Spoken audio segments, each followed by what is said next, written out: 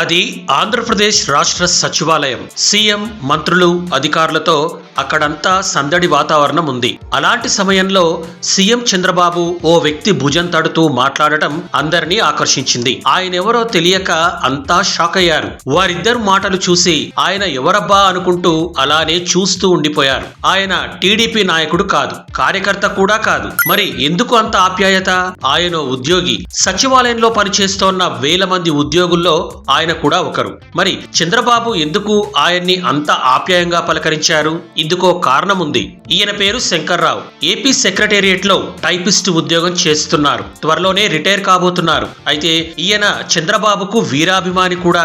చంద్రబాబు ఉమ్మడి ఏపీకి సీఎం అయిన తొలినాళ్లలో ఉద్యోగాల భర్తీ కోసం నోటిఫికేషన్ రిలీజ్ చేశారు. 1996 మార్చిలో ఆ నోటిఫికేషన్ ద్వారా శంకర్రావు టైపిస్ట్ ఉద్యోగం పొందారు. అప్పటికే ఉద్యోగం దొరకక నిస్పృహలో ఉన్న శంకర్రావును నాటి ప్రభుత్వం జారీ చేసిన నోటిఫికేషన్ తో సెక్రటేరియట్ లో టైపిస్ట్ ఉద్యోగం వచ్చింది. అప్పటి నుంచి శంకర్రావు చంద్రబాబు అభిమానిగా మారిపోయారు. నాటి నుంచి చంద్రబాబును సీఎం గా ఎన్నోసార్లు సెక్రటేరియట్ లో చూస్తూనే ఉన్నా ఆయన్ను వ్యక్తిగతంగా కలిసే అవకాశం మాత్రం రాలేదు. తాజాగా ఏపీ సచివాలయ సంఘం ఎన్నికల్లో గెలిచిన కొత్త కార్యవర్గం సీఎం ను కలవడానికి వెళ్ళింది. సీఎం ను కలవాలనే తన కోరికను ఏపీ సచివాలయ సంఘం అధ్యక్షుడు రామకృష్ణతో చెప్పారు శంకర్రావు. దీంతో కార్యవర్గంతో పాటు శంకర్రావును కూడా సీఎం వద్దకు తీసుకువెళ్లారు. మీ వల్లే ఉద్యోగం వచ్చిందని, త్వరలో రిటైర్ కాబోతున్నానని సీఎం చంద్రబాబుకు శంకర్రావు తెలిపారు. అప్పుడు సీఎం మురిసిపోయారు, ఆప్యాయంగా మాట్లాడారు. కుటుంబ సభ్యులు ఎలా ఉన్నారని అడిగి తెలుసుకున్నారు. రిటైర్ అయ్యాక కూడా ఏ అవసరం ఉన్నా